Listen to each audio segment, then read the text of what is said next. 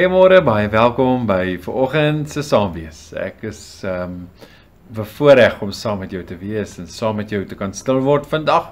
Ek is sommer daar by die woordjie vrede. Wat beteken vrede vir jou?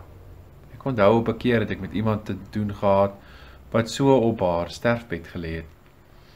En ons het gepraat oor vrede en om sekere dinge te aanvaar. En dan ook hoe sy uitgesien het na die lewe hierna. En dat sy gesê het, ek verstaan nou wat hierdie vrede beteken. Ek dink aan Jesus se gesprek met sy disippels kort voor sy eie dood. Waar hy vir hulle sê, vrede laat ek vir julle na. My vrede gee ek vir julle. Wat beteken dit? Wat beteken dit dat ons opregte en regte vrede het? Herbert Hoover skryf en hy sê, vrede word nie op raadstafels gesmee nie, maar in die harte van mense.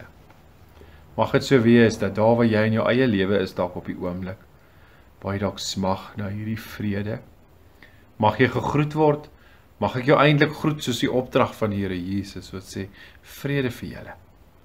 Mag jou huis dit ontvang, en mag dit so ook vir julle werklikheid wees. Kom ons bid saam. Here ons Here, vrede.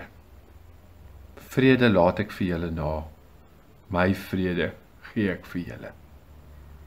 So het hy vir die disippels gesê. En so het dit vir ons ook 'n werklikheid geword. Here, ons bid vir mekaar vandag.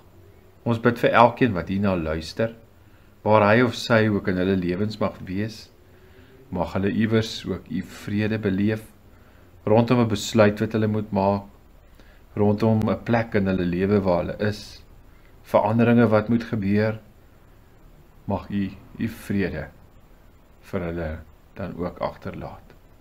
Mag u vrede ook vir hulle werklikheid wees in hulle eie harte. Ons bid dit in Jesus naam. Amen.